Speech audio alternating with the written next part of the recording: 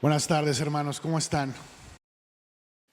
Es un verdadero placer empezar con estos talleres. Espero que esto sea el primero de muchos.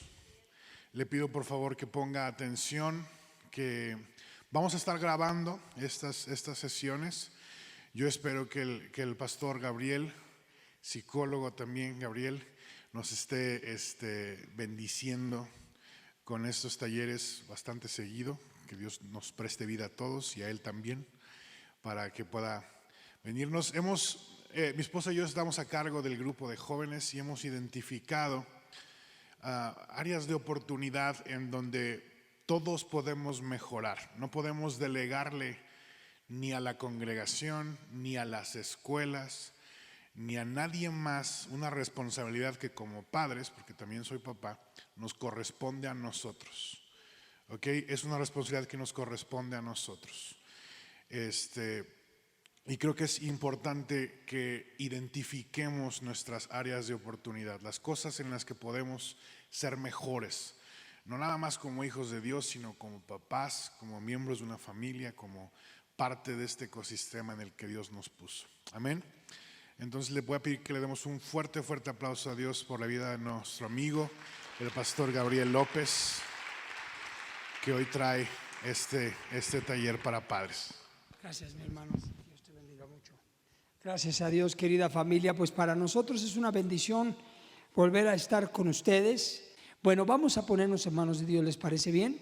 Querido Padre, oramos en nombre de Jesucristo, tu Hijo, por la vida que tú nos has concedido y la gracia de tu Espíritu Santo. Oramos para que nos concedas tu bendición y nos des el entendimiento que necesitamos para poder cumplir con esta gran responsabilidad como padres, como pastores, líderes sociales de la congregación, de las familias. Tu Espíritu Santo nos ayude, Señor. En tus manos nos encomendamos. Amén. Ok. Bueno, quiero solamente aclarar porque muchas veces me han dicho que mi perfil profesional es psicología. No, afortunadamente es un poquito más completo, en el sentido que abarca sí la salud mental, el tratamiento de la salud mental, pero también abarca la salud física y la salud socioambiental de un individuo. Es decir, la carrera que estudié me permite atender intervenciones en esos tres ámbitos del ser humano. Entonces no es solo el perfil psicológico, pero atiendo la salud mental y como terapeuta también, por supuesto. Pero gracias, mi hermano. No, al contrario. Es que casi nunca hablamos de cosas de ese tipo. Nuestras pláticas, como decía Samuel en la mañana, siempre están centradas en Cristo, en el reino. Y a pesar de estos estudios, para mí la ciencia de todas las ciencias es la Biblia. Y es la ciencia de Dios. Incluso estoy haciendo un pequeño compendio de todos los textos bíblicos que respaldan los estudios científicos, como desde la Biblia están ahí estudios científicos acerca de la salud mental, física, socioambiental. Ahí está, pequeño compendio. Entonces, bueno, familia, estamos aquí por una urgente necesidad. Compartimos un problema, y digo compartimos porque es una responsabilidad tanto del hogar como de la iglesia, de los padres como de los pastores, de los líderes, por el consumo de bebidas alcohólicas, drogas, adicciones en general, pero específico alcoholismo, drogadicción, pornografía y una adicción al mal uso de las tecnologías de la información y la comunicación, que es el uso, en pocas palabras, del celular. Aunque está la tableta y la computadora y los juegos de video, pero el celular ha estado en el top 10 de los equipos que más problemas ha causado, psicológicos, emocionales y físicos. Ha quebrantado familias, ha destruido, han chocado hombres, se han matado personas en los vehículos. O sea, el mal uso del celular se ha vuelto, si me lo permiten decirlo de esta manera, un anatema. mal usado, es un anatema. Muchas personas, es una buena herramienta, es maravilloso, es poderoso, pero se ha vuelto un anatema por el mal uso del celular. Entonces las adicciones es un problema que tenemos en casa, es un problema social y es un problema familiar, no es un problema del que lo padece. Por eso tenemos que asumirlo como un problema colectivo, una situación colectiva, y como tal tenemos que atenderla, y eso es lo que nos ha unido en esta tarde, en esta charla, conferencia o taller, que es muy importante. Y la palabra dice en 1 Corintios capítulo 12, versículo 26 y 27, si nos lo ponen en pantalla, fíjese lo que dice la Escritura: de manera que si un miembro padece, todos los miembros se duelen con él. Y si un miembro recibe honra, todos los miembros se gozan. 1 Corintios 12, 26. Si un miembro de la familia padece una adicción, toda la familia va a sufrir. Toda la familia padece. Es un problema de la familia. Y si la familia con un miembro de su familia, valga el pleonasmo, está padeciendo adicciones, la congregación lo sufre. Porque si esa familia tiene padres servidores, hay inestabilidad, hay conflictos, hay problemas, se pierde paz, hay tensión, etcétera, tristeza y todo lo que conlleva. Se sufre dentro de la iglesia. Y cuando hay adicciones en un hogar, los líderes y los pastores nos preocupamos, nos cargamos.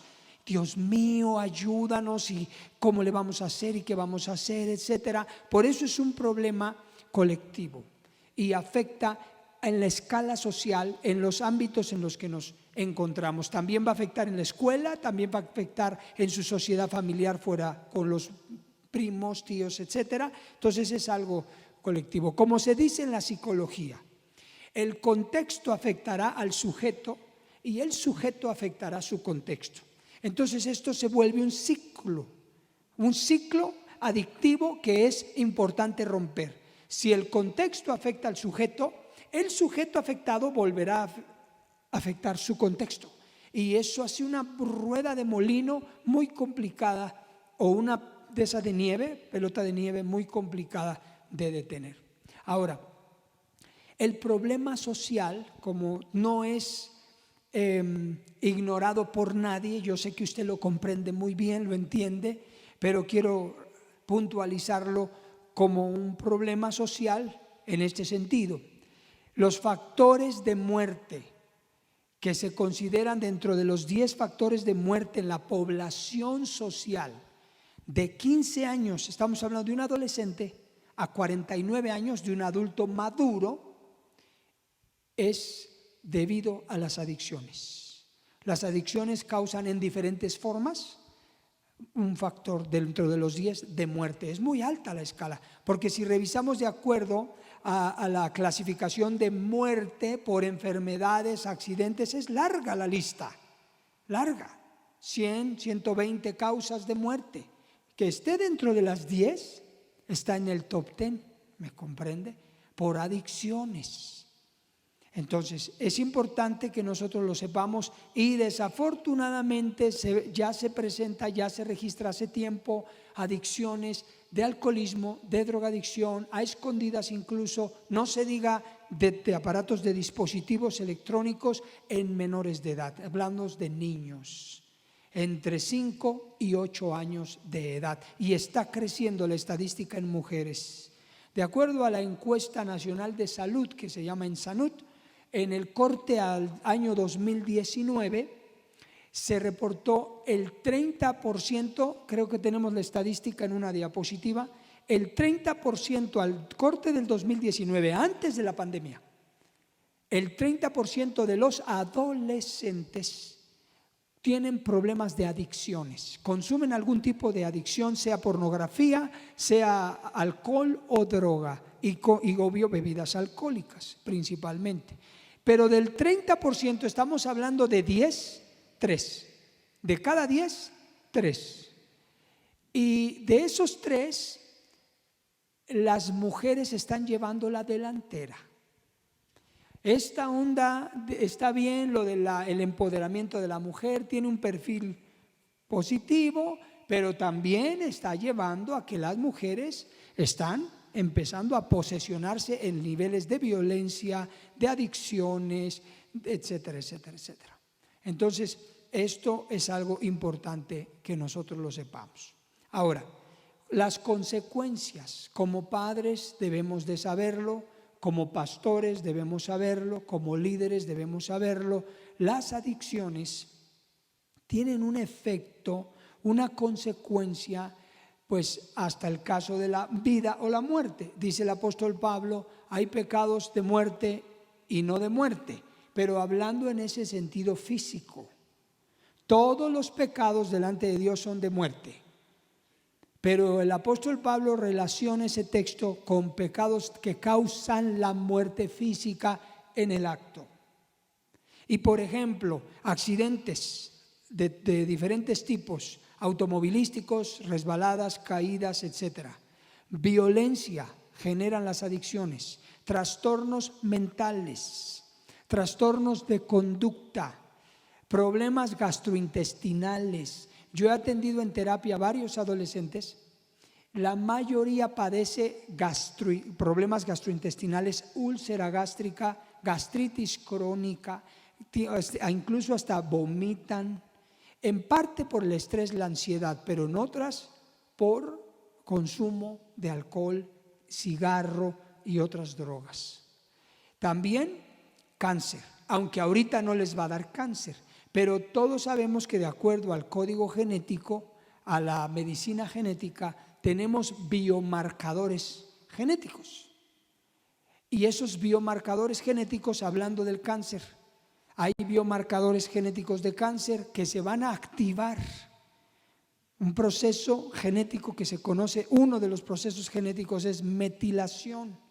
Y ese proceso genético que se llama metilación es el que abre la puerta o enciende el gen o lo apaga. Si los adolescentes y jóvenes empiezan a consumir drogas, alcohol, cigarro y una alteración en su sistema nervioso por la conducta, el problema de los neurotransmisores del cerebro están todo el tiempo acelerados, alterados, el gen del cáncer, como el cáncer pertenece a una de las enfermedades metabólicas que puede estar dormida, pero los factores que la desencadenan son ambientales, son alimentación, alcohol, drogas, estrés. Entonces, la metilación activa el gen del cáncer y esta generación de adolescentes y jóvenes aumenta su propensión al cáncer cuando les toque la edad. Cuando les llegue la edad, ellos solitos abrieron la puerta, activaron el gen para que sea mucho más probable que les dé cáncer a los que tienen esta propensión genética al cáncer. En el caso de enfermedades cardiovasculares, trastornos inmunológicos, por eso se desencadenan muchas otras enfermedades, enfermedades óseas, es decir, de los huesos, trastornos reproductivos, incluso hay hijos que pueden heredar genéticamente lo que el papá de adolescente está sembrando en su vida para con sus hijos. Daños congénitos, etc. Entonces, es un asunto serio que se va midiendo conforme a las estadísticas cada 10 años, en promedio. Hay mediciones de 3, 4, 5, pero las mediciones más serias casi se ven siempre a los 10 años. Ahorita se están estableciendo las mediciones de lo que está dejando el COVID. Y no solo el COVID como enfermedad per se, es decir, enfermedad en sí misma, sino el COVID que provocó colateralmente estrés, ansiedad, consumo de alcohol, consumo de cigarro, drogas, pornografía, por el encierro. Y por otros factores, el haberse metido al celular era la única ventana al mundo exterior a la casa. Violencia, abusos sexuales se desencadenaron en el proceso del COVID, violaciones y un montón de cosas que, espérese, en pocos años van a ir las estadísticas saliendo. Ya se reportan, por ejemplo, por el mal uso del celular, la postura. ¿Cuántas personas hemos llegado a estar así o vemos así? Esto se le llama espolón cervical. Aquí se padece lo que se llama espolón. El espolón clásico es una deformación en el hueso del talón. Se hace así el hueso, se llama espolón. Duele muchísimo, se tiene que limar, operar, pero vuelve a generarse una especie de callo. Bueno, ya se está diagnosticando espolón cervical. Es decir, las cervix se empiezan a deformar. Pues imagínense cuántas horas pasa al día por 1 año, por 2 años, por 3 años. Y eso es lo que se va a ir reportando. Entonces, ahorita vamos a entender más por qué este asunto del celular en cuanto a las adicciones. Muy bien, de acuerdo a la guía de consulta del DSM-5, que es un diagnóstico de consulta que utilizamos para conocer los trastornos mentales, el problema del trastorno por adicción causa una alteración en los neurotransmisores del cerebro que alteran el sistema nervioso de los individuos, en este caso de los adolescentes y de los jóvenes. Lo que significa, en palabras que entendamos, es tenemos una generación de adolescentes y jóvenes enojada, alterada, violenta, agresiva, impaciente, ansiosa, estresada, autoestresada, y como consecuencia algunos son pasivo-agresivos. ¿Y es por qué? Porque el sistema nervioso está siendo atacado continuamente por una alteración en los neurotransmisores del cerebro. Y tenemos una generación, nada más vean las marchas, pseudomarchas de mujeres, perdón la palabra que uso, lo digo con respeto, pero es honesta mi comentario. Un montón de mujeres encapuchadas, ¿a qué sale? Una violencia que ni los hombres generan. No es solamente eso, pero una gran parte es sus neurotransmisores están, su sistema nervioso está activo, alterado, y utilizan ese tipo de manifestaciones para liberar. Obvio, también hay asuntos políticos, ¿verdad? Pero por supuesto que el individuo cuando tiene ganas de pelear es porque tiene su sistema nervioso alterado, si no, no lo estuviera haciendo. Bien. Solo explico esto para que comprendamos el comportamiento, para que podamos darle un entendimiento al comportamiento de los adolescentes, de los jóvenes.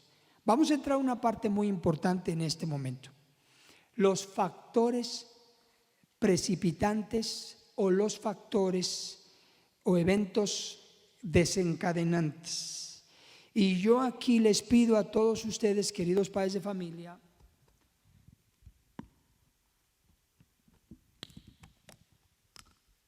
ahí estaba como Jericó. Como Jericó, bien cerrada. Gracias. Sí. Estos factores, mire, las adicciones, sean pornográficas, tabaco, drogas, alcohol, e incluso el exceso en el uso del celular, es la punta del iceberg. Es lo que se encuentra visible, es la superficie. El verdadero problema está en el fondo. Y esto es lo que les voy a decir, el fondo. En la lista puse, uno de los primeros es el abuso sexual. Existe en los adolescentes y en los jóvenes, y me voy a referir a sus hijos. Pregúntese, esto es para que usted, no le estoy dando conocimiento, ahorita le estoy dando una lista de probables factores por los cuales, si es su caso, su hijo pudiese estar. Puede ser 1, 2, 3, 4, 5, no tiene que ser ni uno ni tampoco todos, pero existe. Abuso sexual, quizá fue más pequeño, quizá usted no lo sepa o quizá usted lo sepa. Yo he tratado casos, no se imagina la cantidad de cómo cubren madres los abusos sexuales. Con mucha tristeza lo digo, pero madres de familia cubren los abusos sexuales de padres hacia sus hijas o de tíos, el hermano de la madre. Entonces, puede haber abuso sexual o pudo haber abuso sexual. Puede o pudo. He sabido de casos, me han llamado por teléfono, cómo lo manejamos, de un estudiante de la escuela que confesó que abusa de otro estudiante de la escuela menor que él en la misma escuela. Entonces, cuidado, maestros de la escuela también. Abuso sexual en cualquiera de las causados. Violencia en el hogar o en la escuela.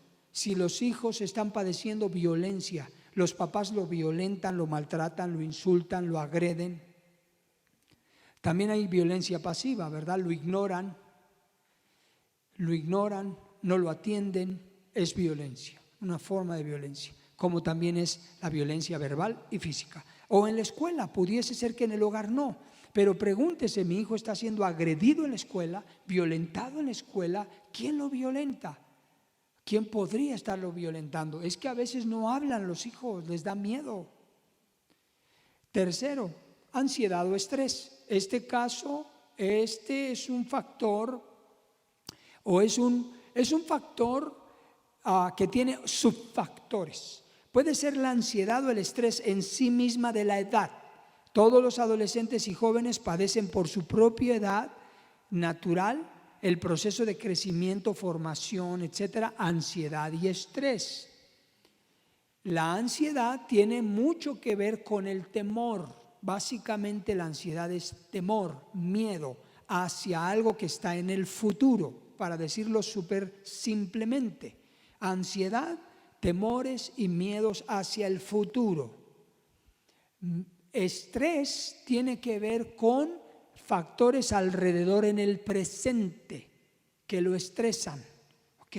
Los factores estresantes son cosas presentes, externos.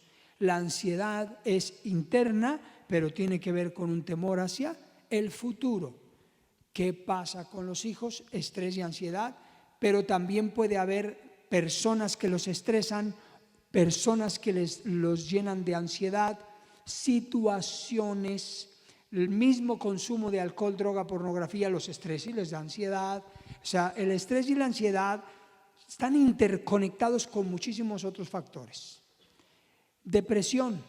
De acuerdo a un estudio, el 65% de los adolescentes de este estudio, 65%, si usted dice lo hicieron de 10, 6.5 de 10, de 100, 65, de 1.650 dijeron no puedo dejar de estar triste. Es una depresión estacional, es una depresión circunstancial, es una depresión que está pasando o tiene sus otros factores, pero el 65%. También problemas de apego, es decir, que los hijos crecieron en una familia a donde no lograron establecer buenos vínculos afectivos con su papá y con su mamá. No lograron establecer una seguridad que les hace sentir que son amados, queridos, cuidados, protegidos, importantes. Entonces tienen un problema de apego y el problema de apego les genera conductas desadaptativas o maladaptativas, comportamientos extraños, raros, codependencia o aislamiento, desvincularse o vincularse demasiado, agarrarse de cualquier cosa o no querer tener relaciones buenas, sanas, constructivas, diferentes tipos de apego. Pero lo que por ahora usted puede considerar es que si en su hogar, con sus hijos, usted recuerda, si desde chiquitos usted fue o ustedes fueron, uno o los dos, fríos, indiferentes, duros, ásperos, castigadores, violentos, no amorosos, cariñosos, no expresaron amor, cariño, apapacho, cuidado, seguridad, confianza, califica en el apego, problema de apego inseguro. Entonces no es más que así de simple. Usted puede decir, sí, desafortunadamente no fui un padre amoroso. Ya con eso, ahí hay algo. No fui un padre comprensivo, presente, etcétera. Ahí ya empezamos por ahí. Esto es como agarrar el hilo de algo. Agarrar el hilo, irlo jalando y vamos solito, poco a poquito, irlo jalando. Estos factores. Otro, duelos. Quizás sus hijos, en la familia murió un familiar. Puede ser el abuelito muy amado, muy querido, la abuelita o uno de los padres o un hermano. Si hubo muerte física dentro del hogar, hubo un duelo. Y si el hijo o los hijos, uno de ellos, no procesó el duelo de manera correcta, no lo vivió, no lo trabajó, no lo gastó, no lo desarrolló, no lo superó, entonces hay un duelo postergado o un duelo pospuesto o un duelo que se va complicando porque está ahí. Y toda emoción que se calla, no se desgasta, no se trabaja, no se comunica con uno mismo, va a hablar. Tarde o temprano va a hablar. Las emociones tarde o temprano van a hablar y van a expresar. Y el otro tipo de duelo es que a lo mejor usted dice, no ha muerto nadie en nuestra familia, pero hay uno de los duelos que se conoce como el duelo ambiguo. Este duelo ambiguo es un duelo, ambiguo es por la palabra ambigua que significa no claro, no es claro lo que me pasa. Y este duelo ambiguo es estrictamente para las personas que perdieron familiares por desaparición. Los raptaron, los secuestraron o se fueron a la guerra y nunca regresaron. Entonces no se puede velar un cuerpo, no se entierra un cuerpo, no se tiene un cuerpo presente y se sufre un duelo ambiguo, porque hay la ausencia física, pero la presencia de que está vivo. Eso genera una ambigüedad y es uno de los duelos más largos, llegan a durar hasta 15 años. Ahora, el duelo ambiguo también es cuando uno tiene dentro de la casa a un familiar en estado vegetativo. Cuando el familiar está en coma, pero vivo, o en estado vegetativo, pero vivo. O cuando la enfermedad del Alzheimer, que ya no reconoce a las personas, está vivo. Pero hay una pérdida, porque está vivo físicamente, está presente, pero mental y emocionalmente no está. Por eso se vive un duelo ambiguo. Y yo quiero relacionar este duelo ambiguo a los papás que están presentes, pero ausentes. Sus hijos tienen papá, sus hijos tienen mamá, pero me voy a referir al papá un poquito más, aunque hay mamás también como los papás. Pero hay papás, hombres, que están presentes, pero sus hijos no cuentan con ellos. Y ellos viven un duelo ambiguo. ¿Por qué? Porque tengo papá, yo lo veo, pero como si no lo tuviera. Entonces eso genera en ellos el proceso del duelo. Y cuando no se trabaja, pues obviamente que genera la patología de un duelo no trabajado. Ese es el tema. Otro factor, por eso usted vaya calificando ahí en la lista. Creo que es por aquí, creo que es por acá, creo que es por acá. Esto es como ir al doctor, nada más que el doctor emocional y mental. Así, fíjese que así como nosotros cuidamos el hígado, es curioso, pero ¿verdad? Cuidamos el hígado, cuidamos los riñones, cuidamos el páncreas, cuidamos los pulmones. ¿Por qué? Porque son órganos, ¿está de acuerdo? Claro. El cerebro, esto que tenemos dentro de este coco de hueso, es un órgano. Igual que el corazón y el hígado. Y no lo cuidamos como un órgano. Y debemos cuidarlo como un órgano con vitaminas, con alimentación, con buenos pensamientos, con buenos procesos mentales. Por eso la Biblia dice, enviaste tu palabra a mi vida y me salvaste de la ruina. Porque la palabra de Dios pone en nosotros la mente de Cristo. Nos crea un órgano nuevo en el cerebro. Nos hace nuevas criaturas. Entonces, bien, volviendo, los problemas de personalidad o identidad. A veces nuestros hijos no saben en qué se van a convertir. No saben qué van a ser de grandes, en quién se van a convertir, en qué tipo de adulto van a ser. No tienen definida su identidad, no tienen definida su personalidad. Y esto es de cuidado, porque si les va bien, solo hablamos de que no saben qué ser y qué hacer en la vida. Pero se puede desviar al homosexualismo, se puede desviar al lesbianismo, porque cuando hay problemas de personalidad y de identidad, hay confusión y son vulnerables a la confusión. Y más hoy en día que este asunto de la homosexualidad y del lesbianismo se ha vuelto una moda experimental. O sea, ya participan de relaciones sexuales del mismo sexo por experimentar. Y ahí es ¿y por qué? Porque hay confusión. Hay confusión sexual, hay falta de identidad, porque quien no está confundido sexualmente no busca experimentar. Entonces es importante.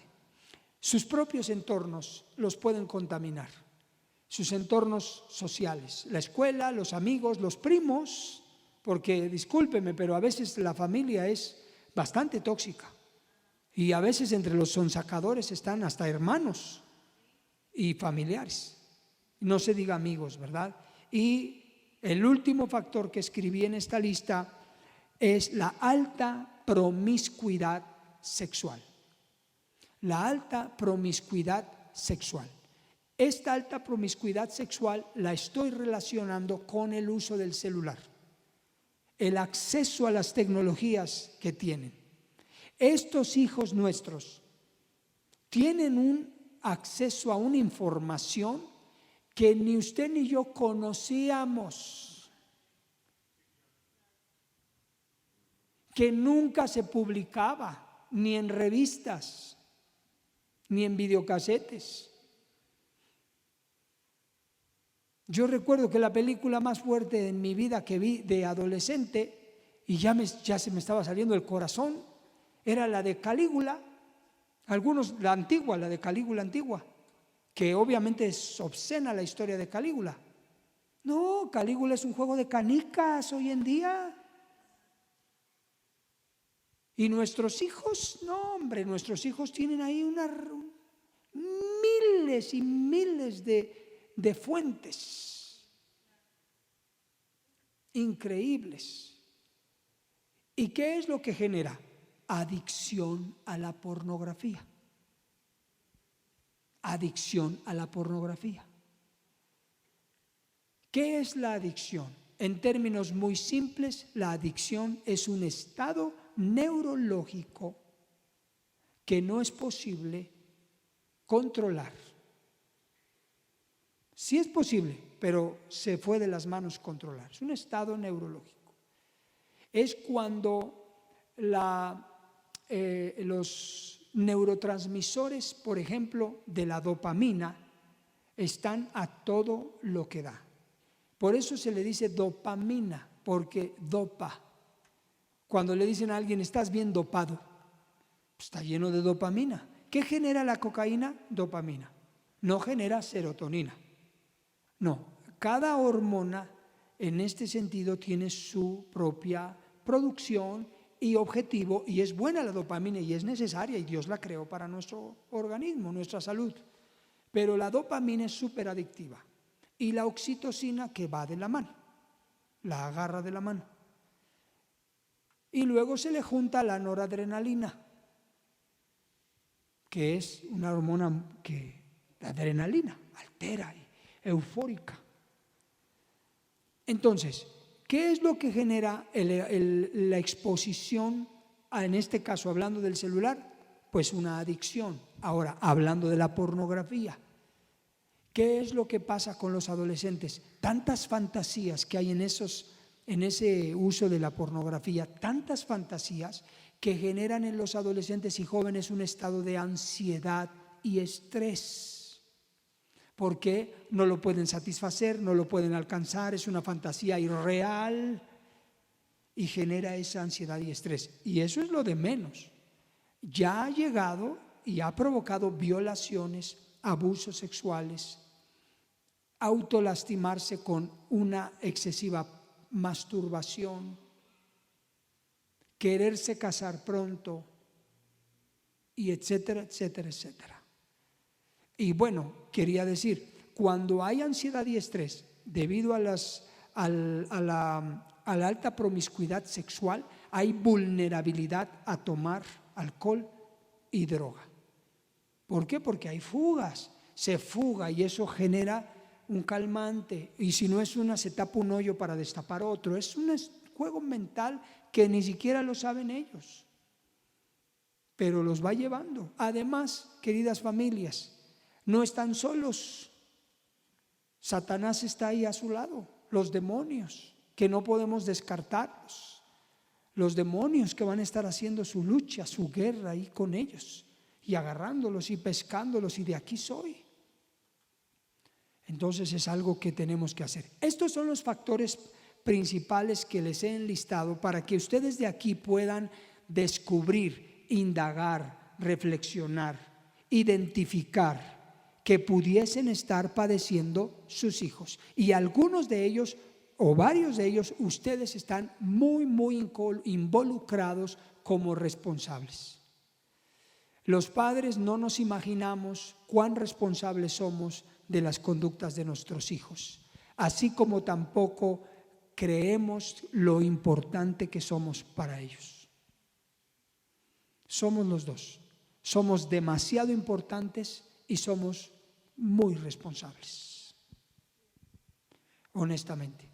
Recuerdo que me llamó un matrimonio para atender a su hijo, un adolescente en terapia, y le dije, bueno, ¿cuál es la situación? Ya me la describen. Y les dije, bueno, me gustaría primero platicar con ustedes dos. ¿Ah, sí? No con él, no, con ustedes dos. Y ya que les hice una primera entrevista de puntuación, descubrimos con ellos, porque ese era mi propósito, y les dije, los del problema son ustedes. Hagan esto ustedes. Ustedes van a ser los terapeutas de su hijo, y les aseguro que los problemas se van a acabar. Continuamos por 2-3 semanas. Con mucha alegría me decían, mi hijo es precioso, es hermoso. Yo le dije, siempre lo ha sido. El problema eran ustedes. Entonces, nosotros somos los principales terapeutas de nuestros hijos, como también a veces somos los principales causantes de sus enfermedades. Y por eso es que esta reunión, esta conferencia es un tesoro para todos, una bendición del cielo para que nos ayude, porque creo que estamos a tiempo, siempre lo estaremos. Muy bien, vamos a la penúltima parte de esta conferencia. Intervención familiar. Ustedes y yo preguntamos, ok, Gabriel, ya escuchamos la catombe, ¿qué hacemos? Es una buena pregunta, ¿verdad? Para todos. ¿Qué hacemos? Escribí ¿qué hacemos? En 2 estrategias, ¿ok? Esta estrategia es familiar, principalmente, familiar. ¿Recuerdan al principio que dije, el problema de mi hijo es el problema de toda la familia? ¿Okay? Aquí no es de que, pastor, vengo, porque me ha pasado, tenemos 23 años pastoreando. Pastor, vengo aquí, y yo me he dado cuenta, mi hijo, mire, ore por él, porque, y ahí está el hijo, ¿no? Ahí está, les ha pasado, ¿no? Ustedes nos doblan. Entonces, aquí está mi hijo, ore por él, porque es muy rebelde, no entiende. Ya toma, pastor, ya fuma, y mire que le he dicho, y ahí está el hijo, bien acusado, por su acusador. Y uno está mirando al hijo, está mirando a la mamá, o a la abuela, que es la que lo trae también, porque la mamá luego ni quiere ir a la iglesia, ¿no? Entonces, y uno ve al hijo, ¿sabe qué está diciendo el hijo? ¿Usted cree que el hijo se abre a nuestra consejería, a nuestra administración? Jamás en la vida. Recuerdo que le dije a una señora que iba a la congregación y me dijo, es que vengo por mi hijo, y le dije, mire, usted lo necesita primero. Y le empecé a decir, usted tiene que convertirse a Cristo, usted esto. Ay, se me quedó viendo. Para que su hijo vea en usted. Y ya, usted me entiende muy bien lo que le diríamos. ¿Sabe que volvió a regresar? Jamás la he vuelto a ver hasta ahorita. Sí, es que hay madres que nada más quieren que le cambie uno al hijo. Y padres también. No, pues si la chamba es de los padres. Entonces, bien, esta estrategia la dividí en dos partes. La primera es, ¿qué hacemos como familia? Número 1, hay que romper, queridos padres, con la negación y evitar fatalizar. Romper con la negación y evitar fatalizar. ¿Qué significa esto? Hay que aceptar que tenemos un problema en la familia. No, mi hijo tiene un problema, tenemos un problema porque lo que mi hijo está haciendo, algo lo motiva. Es un iceberg. Tenemos un problema, hay que aceptarlo en familia. Y también no hay que irnos al otro extremo, fatalizar, es decir, no me voy a resignar, ¿no? Ni lo voy a dejar, ni voy a seguir negándolo, ni voy a ser fatalista. Tenemos que aceptarlo. Y aceptarlo significa, número 2, nos lleva al segundo punto. Si hacemos el primero, nos lleva al segundo. ¿Cuál es la segunda tarea? La segunda tarea es afrontamiento emocional. Es decir, cuando hablamos del afrontamiento emocional, existen diferentes tipos de afrontamiento. Uno de ellos es el afrontamiento que todos tenemos que llevar a cabo, nuestros hijos también, que se conoce como el afrontamiento frontal, productivo, personal. Es cuando el individuo afronta por sí solo la vida, las cosas, la situación, él, de cara. Tomar el toro por los cuernos. Pero existe el afrontamiento emocional, se conoce así como afrontamiento emocional. ¿Qué significa? El afrontamiento del que se acompaña. Entonces, como esto es un problema familiar, requiere que nuestro hijo lo afronte, no como el ejemplo que puse, pastor, le traigo a mi hijo, ándele. Eso es un afrontamiento que no es emocional, lo empuja. El afrontamiento emocional es, como ejemplo, agarramos a nuestro hijo, nos sentamos en familia, dejamos de negarlo, lo aceptamos, hijo o hija, tenemos un problema. La esposa, los hijos, tenemos un problema familia. Hijo, tú estás mal y yo lo tengo que aceptar. Tu madre lo tiene que aceptar, tus hermanos lo tienen que aceptar, tú lo tienes que aceptar. Y necesitamos resolverlo. Y no vamos a ser fatalistas, lo vamos a lograr juntos, ¿ok? Eso es negación, no negación, aceptación y frontal emocional juntos. En el mismo proceso de afrontarlo es, si buscamos la asistencia pastoral del liderazgo de la iglesia, es, vamos juntos, pastor, tenemos un problema en casa. ¿Sabe cómo se va a sentir el hijo cuando no es, Samuel, Claudia, mi hijo anda en adicciones, mi hijo anda mal? Cuando decimos eso, es acusar, es exhibir, es exponer. Pero cuando decimos, tenemos un problema, porque Corintios dice que todo el cuerpo se duele. Entonces, tenemos un problema, mi hijo está padeciendo una situación y todos estamos sufriendo con él. Queremos resolverlo. Afrontamiento emocional, afrontamiento emocional. Esto es algo muy importante. Ir a la escuela. Nada de que, y te vas a ver cómo resuelves lo de la escuela y reprobaste los exámenes y a ver cómo le haces para pasarlos y ve a hablar con el maestro. ¡Qué feo! Miren, padres de familia, si no van a atender a sus hijos, si no van a ir a la escuela con ellos, si no van a acompañarlos en el proceso de su crecimiento, no tengan hijos. No son conejos, no son animalitos. Gracias, apóstol. Ok. Si no vamos a cuidar a nuestros hijos con el alma, con el corazón, con el tiempo, ir a la escuela con ellos, hablar con los maestros, ver, aunque sean grandes. Yo iba a la prepa a dar la cara con mis hijas hasta por sus errores. Que reprobaba una materia, yo iba.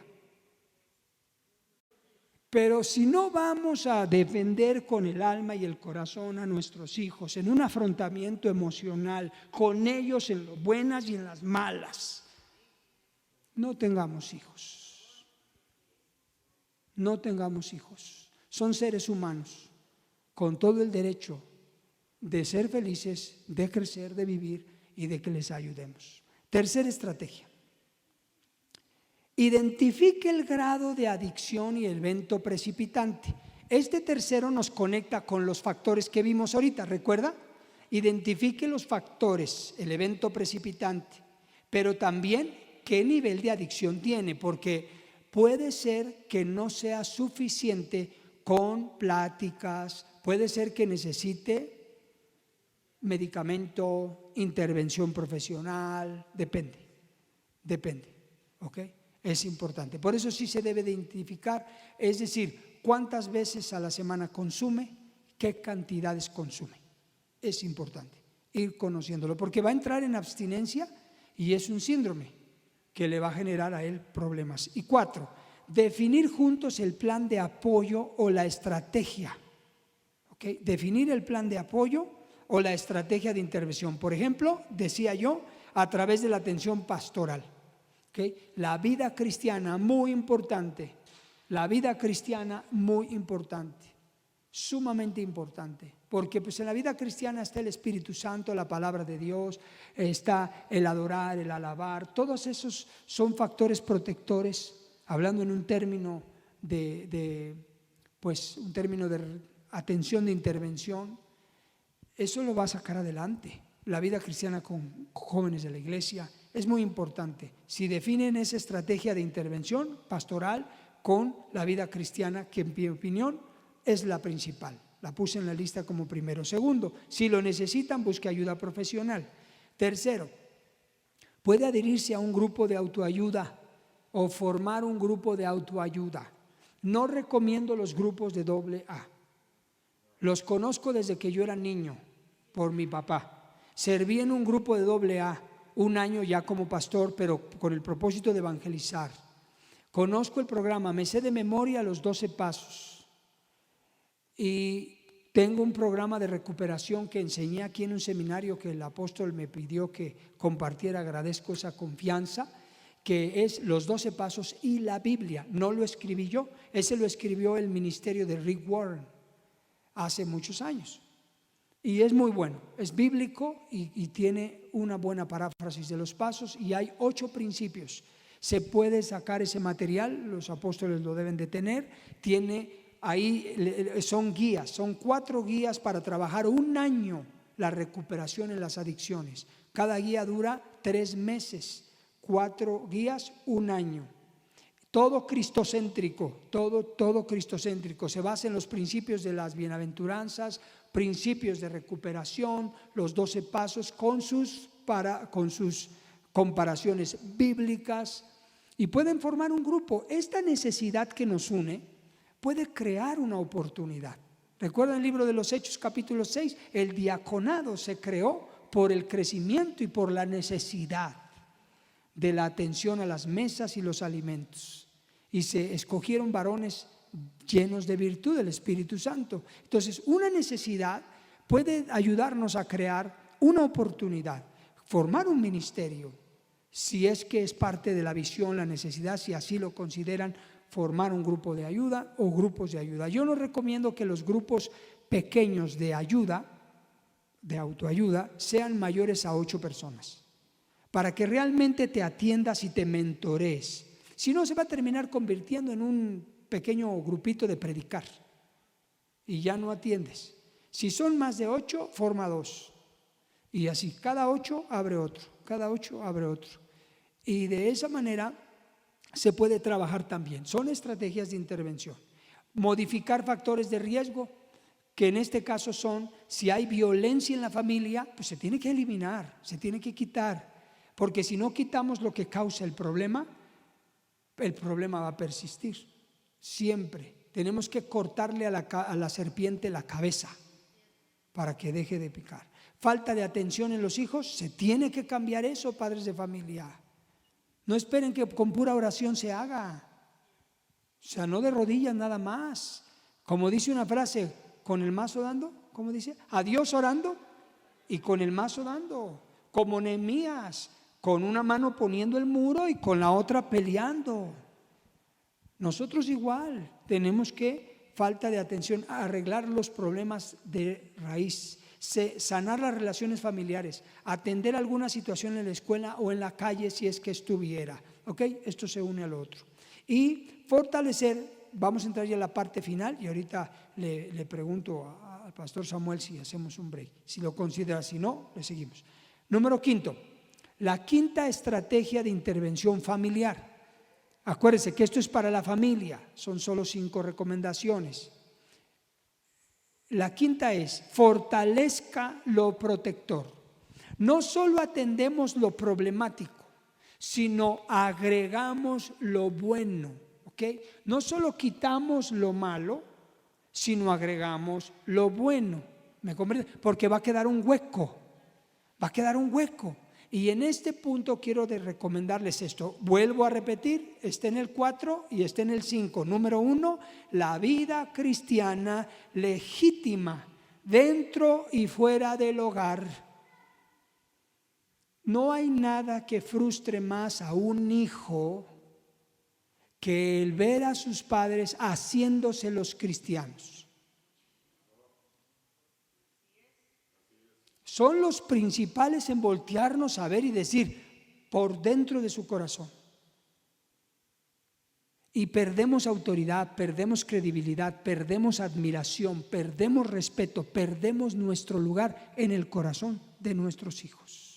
Y la frustración que les causamos les da estrés y ansiedad. Y ese estrés y ansiedad los da coraje y ese coraje no lo saben canalizar. Algunos lo canalizan en volverse enojones, berrinchudos, rebeldes. Otros se tatúan, otros se van de alcohol, toman alcohol, otros drogas, otros a la pornografía. Por eso, porque ahí viene la cadena. Entonces necesitamos, padres de familia, vivir una vida cristiana verdadera, legítima. Y por cierto, si Dios nos presta vida, el apóstol me pidió, y gracias otra vez por esa bendición de ministrar la palabra, de esto voy a hablar mañana. La vida cristiana legítima en 4 pilares, en 4 puntos. Si usted no pensaba venir, véngase. Esto es complemento de ahorita. Viva la vida cristiana legítima. Su hijo no tiene la obligación de cambiar. Tiene la necesidad de cambiar. Y esa necesidad es suplida por su padre, por su madre. Segundo, la comunicación. Muy importante, la comunicación. La comunicación no es ¿qué haces? ¿Dónde vas? ¿Con quién vas? ¿Qué hiciste? La tarea, la escuela. Esa no es comunicación. Esa es supervisión, esa es vigilancia. Eso hasta se siente frío. Eso hasta les choquea. La comunicación es otra cosa, hablar de lo que ellos necesitan, quieren, desean, anhelan, les pasa, les gustaría, o simplemente escucharlos. Escucharlos y escucharlos como pericos hablar, escucharlos liberará sus corazones. La atención, tercera, la atención y la respuesta a las necesidades personales. Ponerles atención, observarlos, está flaco, está agiotosito, se le están cayendo los dientes, se le picó una muela. ¿Cómo observarlos, verdad? Se está poniendo feíto, se está poniendo feíta, a ver qué pasó. O es que algunos conforme crecen como que, ¿verdad? Y luego se ponen bonitos. Eso pasa. Yo tengo fotos de mis hijas, me van a colgar si ven este video. Que las tengo guardadas. Porque un día las voy a publicar si no me hacen caso. ¿Qué dices? Ay, hijita, ¿por qué te ves tan feita en esta foto? Ya después se ponen bonitas. Bueno, atención, observarlos. Atención, estar con ojo de lupa. Si nosotros recordamos las escrituras bíblicas, Dios dice en su palabra, dice que ha puesto sus ojos sobre nosotros. Fija sus ojos en nosotros. Nos mira. Desde que estábamos en el vientre de la madre, mi embrión vieron tus ojos. Dios, me imagino asomándose al vientre de una madre para impregnar genéticamente su existencia en cada ser humano. Es la interpretación que yo le puedo dar ahora con este conocimiento. Mi embrión vieron tus ojos. Por eso cada ser humano crece con la sensación de que Dios existe. porque lo vio desde que éramos puros, santos y perfectos en el vientre. Lo vimos sus ojos. Mi embrión, revela David, por revelación del Espíritu Santo.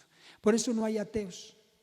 Se creen ateos, pero hasta ellos, su embrión, vieron los ojos de Dios. Siguiente, el trabajo en equipo. Volvemos al trabajo de familia, las buenas relaciones familiares, el sentido de propósito en la familia, tener hobbies familiares, día de tacos, viernes de tacos, sábado de películas, irnos al parque, irnos aquí, que se genere un ambiente de hogar, que el hijo quiera estar en la casa, en la familia, con papá, con mamá, que esos días se esperen. Propósito, servir juntos en la iglesia. La Biblia dice en Josué 24, no recuerdo el versículo 17 si no me equivoco, yo y mi casa, dijo Josué, serviremos a Jehová. Eso es darle sentido de propósito a la familia. Cada semana, de lunes a domingo, hay actividades en la iglesia, van juntos, unos van a una cosa, otros van a otra, pero el domingo vienen todos juntos. Eso le da a la familia calor. El ejercicio y la alimentación saludable, por supuesto. Nuestros hijos pasan demasiadas horas perdiendo el tiempo en el celular. Tienen que hacer ejercicio, comer bien. Y hacer ejercicio les ayuda. Estas son estrategias de intervención, porque usted pregunta, ¿qué hacemos con esta situación? Ahí hay 5. Y todas estas no son profesionales, pueden hacerlas ustedes. Pueden hacerlas ustedes. Es una intervención, una estrategia de intervención para que ustedes lo puedan hacer. Se le conoce como no especializada. Es mi trabajo enseñar a las personas a hacer las cosas. Por eso mi profesión es educación en la salud mental, educación en la salud física y educación en la salud socioambiental. Proveerles a las personas cómo hagan las cosas no especializadamente, es decir, ellos mismos. Porque eso cambia la conducta de un ser humano. Ahora bien, tengo una parte para concluir que habla del trabajo en el hijo, en los hijos, en los adolescentes, muy específica para ellos. ¿Hacemos un break de 5 o le seguimos, pastor? Seguimos, ok, gracias. Esta le va a ayudar mucho a los papás a estar conscientes. Líderes de la iglesia y pastores, esto para nosotros puede ser una guía para que nosotros podamos trabajar con los adolescentes de esta manera. Es para ellos, ¿ok? Se conocen como habilidades socioemocionales, ¿ok? Descritas por Barón. Es un especialista en el comportamiento y en el desarrollo humano, y él establece unas tareas que se recomiendan de acuerdo a competencias, desarrollar competencias en los adolescentes, ¿ok? Y estas competencias las vamos a dividir en 5. Número 1, bueno, se dividen en 2, discúlpenme, y vamos a sacar 5. Son intrapersonales, es decir, las que están dentro de ellos, en ellos mismos, y son interpersonales, de su ámbito, sus relaciones, ¿ok? Ellos mismos y sus relaciones. Número 1 es la intrapersonal, que tiene que ver con ellos mismos, ¿ok? Ahí lo dice. Son autoestima personal. Tenemos que trabajar en la autoestima personal. Ellos deben de saber cómo se perciben a sí mismos, si se aceptan. Esto lo he trabajado mucho en terapia. Recuerdo una joven de 30 años que le dejé una tarea y le dije, haz una lista, por favor, de lo que tú puedes, tienes y eres. Yo puedo, yo tengo, yo soy. ¿Tú qué puedes? ¿Tú qué tienes? ¿Tú qué eres? Me hizo la tarea. A la siguiente sesión me envía la tarea y reviso la tarea. Yo tengo una casa, tengo esto, tengo papás, tengo esto, tengo mi escuela. Muy bien. Yo puedo estudiar, yo puedo esto, yo puedo. Yo soy en blanco. Y le pregunté, ¿se te olvidó hacer esta de yo soy? Me dice, no, es que no tengo idea. ¿Qué puedo escribir ahí? Necesitamos que nuestros hijos sepan su autoestima personal, cómo se perciben a sí mismos. Segundo, la autoconciencia emocional. Esto es muy importante. Es decir, que ellos conozcan sus emociones, que se conozcan a sí mismos. ¿Cuáles son sus emociones? ¿Cómo operan ellos el enojo, la tristeza, que son las emociones primarias, la alegría, el amor, el asco?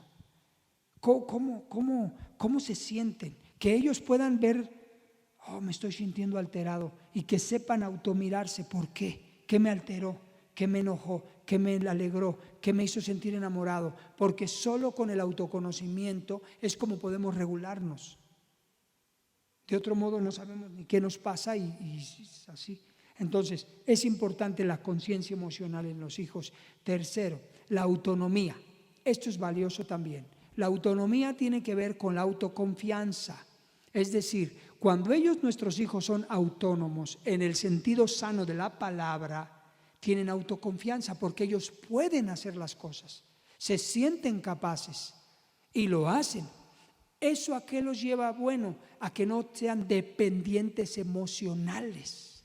Es decir, las cosas a su alrededor que les causan una alteración emocional, sea pasional, enojo o ira o tristeza, etcétera, no tan fácilmente se apegan a eso. ¿Por qué? Porque ellos tienen autoconfianza, pueden regularlo.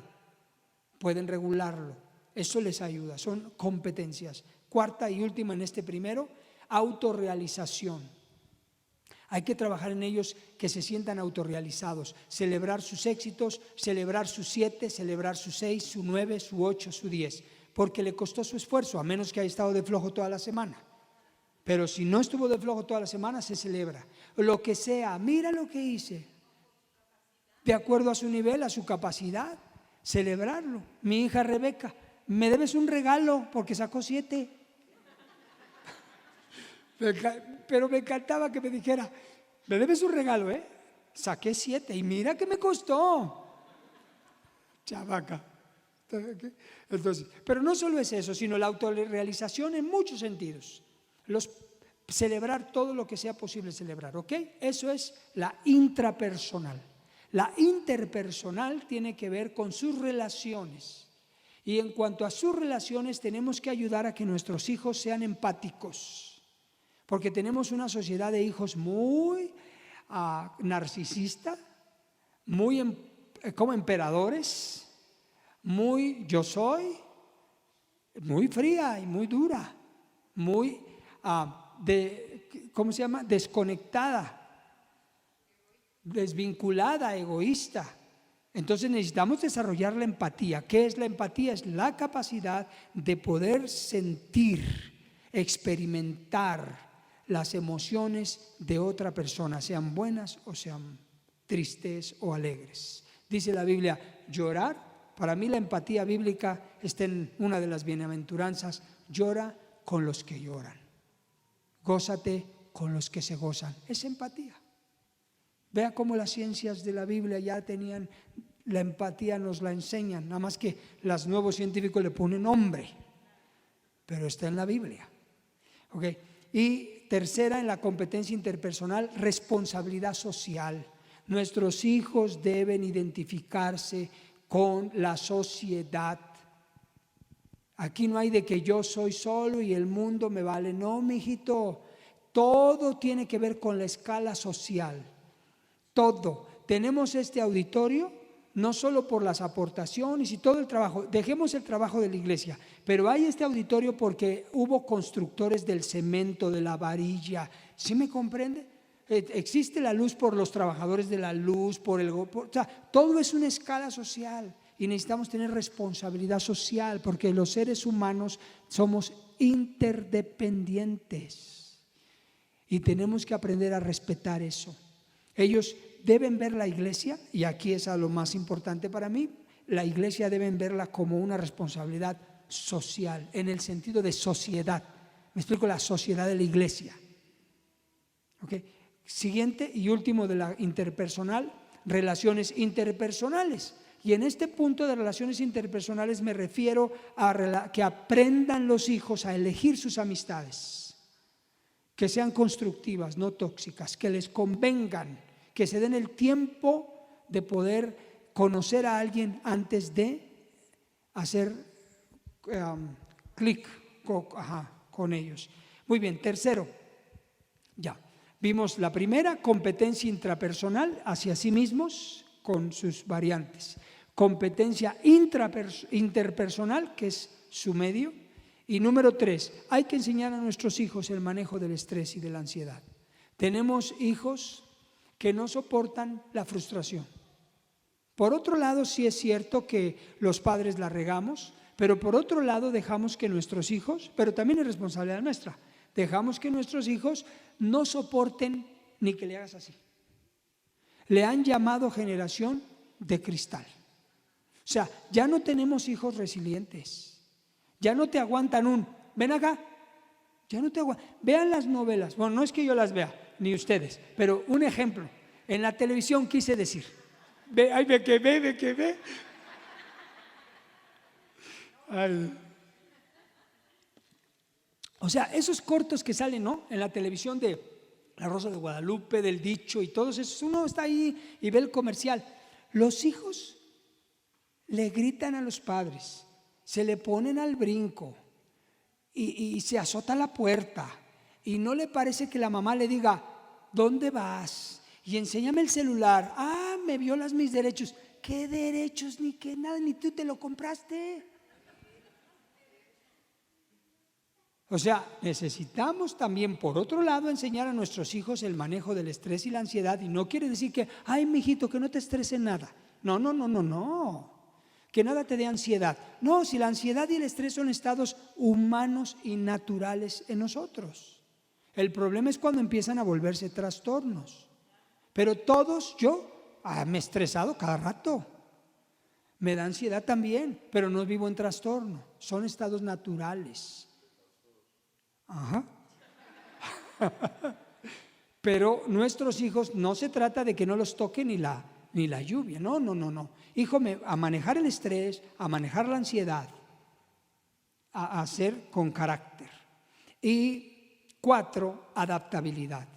Es importante que nuestros hijos sepan manejar los cambios, es decir, se adapten a los cambios, resistan el cambio.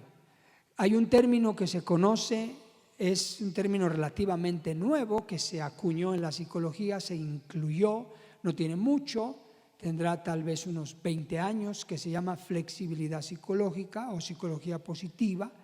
En ese sentido, nuestros hijos es cuando, de hecho nuestro cerebro se le llama neuroplasticidad. Nuestras neuronas son flexibles. Eso es algo que se descubrió desde antes, obvio, ¿no?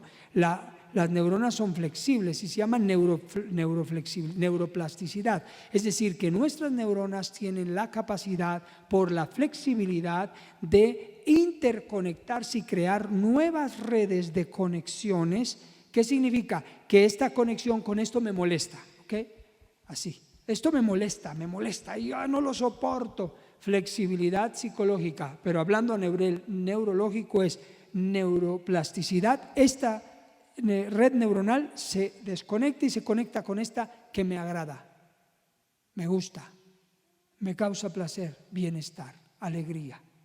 Entonces, esta plasticidad nos evita ser duros e inflexibles. Nuestros hijos necesitan adaptarse a los cambios, solucionar problemas y aceptar los cambios. Y por último, lo mencioné hace un momento, nuestros hijos tienen que aprender a ser positivos mentalmente. Le puse psicología positiva, que es el término acuñado desde el 2000. Es decir, nuestros hijos tienen que aprender a estar contentos y satisfechos con su pasado, con su vida, con su presente, con su futuro. No tienen que estar tan amargados, ni frustrados, ni tan enojados.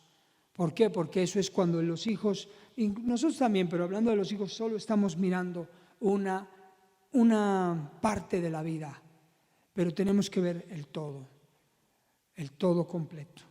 Y esto nos puede ayudar mucho. Estas son 5 intervenciones para desarrollar habilidades socioemocionales en los hijos a través de estas competencias.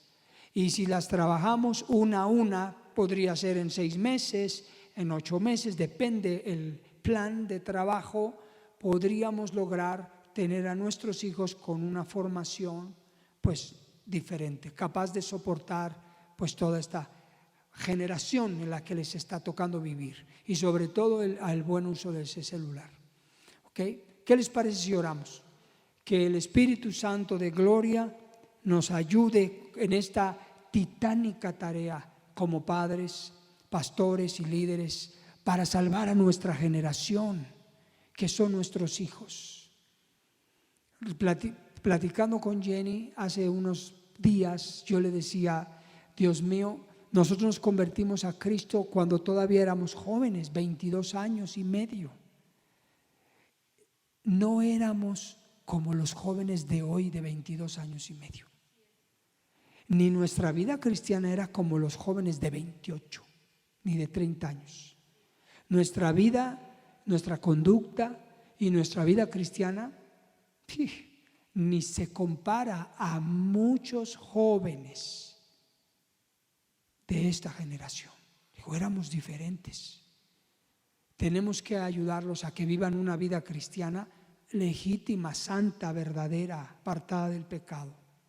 Querido Padre que estás en el cielo, con todo nuestro corazón te damos las gracias por la oportunidad que nos has dado de vivir, y te damos gracias por habernos dado la bendición de ser padres.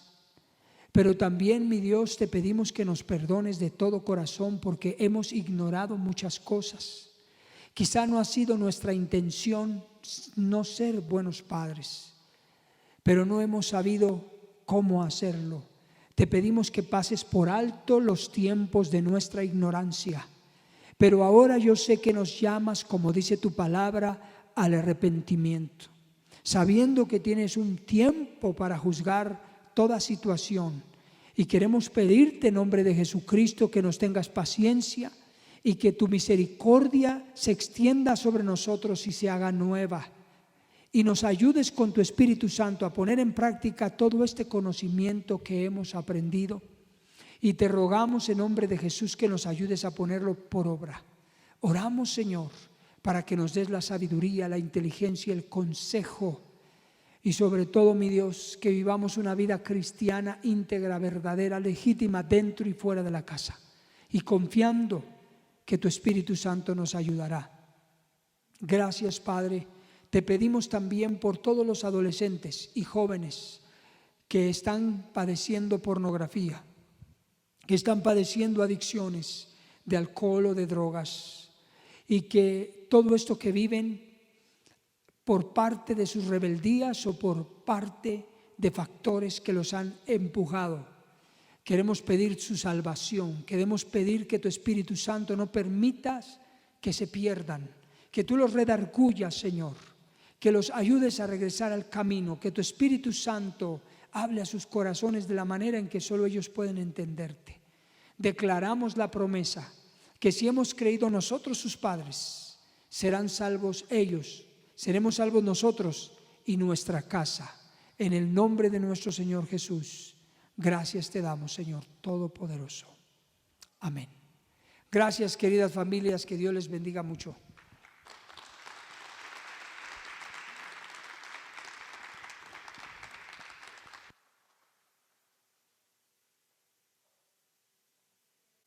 Yo creo que vamos a tener una segunda parte porque me gustaría mucho que pudiéramos detectar los perfiles del consumo de las drogas, ¿verdad? Esto es muy importante, que podamos saber cuando el hijo o la hija está consumiendo pornografía, qué perfiles son los que podemos nosotros ver en ellos para tener una luz amarilla, una luz roja, ¿verdad? Cuando están consumiendo sustancias cuando están siendo manipulados para poder atender a todas estas adicciones, cuando están siendo influenciados por personas para que ellos puedan consumir toda clase de sustancias y aún como la pornografía. Yo creo que esto es muy importante, pero hay algo que como padres también nos toca mirar a nosotros y es ejercer una paternidad culposa. Okay. Cuando nosotros ejercemos una paternidad culposa, entonces podemos ser padres sobreprotectores que empujen, como dijo el pastor, que empujen a los hijos a conductas antisociales y puedan generar todo tipo de conflictos internos en los hijos, sobre todo hijos que vienen traumatizados por la separación de sus padres, hijos que vienen traumatizados por alguna pérdida, ¿verdad? Y de repente los padres se convierten en personas sobreprotectoras, y lo que he visto a través de todas esas experiencias de tantos años es que padres con estas características producen hijos holgazanes, codependientes, ¿verdad? Producen hijos abusivos, violentos, inclusive pues delictivos, ¿verdad? Ellos se dan a la delincuencia precisamente porque de repente los padres sustituyen presencia por cosas materiales, sustituyen amor, ¿verdad?, por cosas materiales, y empezamos a ver una disfunción en el hogar que trasciende generaciones, porque todo eso se hereda. Las conductas disfuncionales no solo se modelan, no solo se aprenden, también se heredan. Y yo creo que estas sesiones de escuelas para padres nos van a ayudar mucho a poder distinguir todas estas cosas y poder intervenir, ¿verdad?, como padres. Yo siempre se los digo a los papás que vienen con hijos con problemas de este tipo, les digo, los mejores terapeutas son los papás. No hay nada que yo pueda hacer porque solamente los consultamos 1 o 2 veces por semana, pero 24/7 tú los tienes en casa. Tú puedes detectar mejor estas conductas que nosotros, y no solamente detectarlas, pedir ustedes ayuda. Muchas escuelas aquí en San Juan del Río, en un momento dado yo iba a dar terapias grupales, ¿verdad?, a los chicos de secundaria, a los chicos de primaria, a los chicos de preparatoria, pero los regresábamos a las mismas casas, ¿no?, con los padres. La siguiente sesión llegaban corregidos y aumentados. Si tú tratas con un hijo, a lo mejor le enseñas a superar ciertas cosas, pero los regresas a las mismas casas con las mismas problemáticas, y entonces esto es un cuento de nunca acabar. Y de ahí comenzamos en las escuelas con Escuela para Padres, y muchos de los hogares verdaderamente nos dieron reportes bien satisfactorios. Entonces vamos a tener periódicamente estas clases, estos talleres, estos seminarios. Yo creo que el pastor Gabriel también va a tener mucha chamba por acá, pero bueno, él está capacitado para esto y vamos a tener clases para ustedes. ¿Qué les parece? ¿Está bien? Los queremos a ustedes fortalecer, los queremos a ustedes enseñar, los queremos a ustedes de alguna manera entrenar, no solamente para que atiendan a sus hijos, también pueden atender a sus nietos, ¿verdad?, si es que así es necesario. Empezar a capacitar a los papás para que ellos mismos puedan hacer la chamba. Muchas gracias por su atención, muchas gracias por su presencia. Dios los bendiga, nos vemos mañana.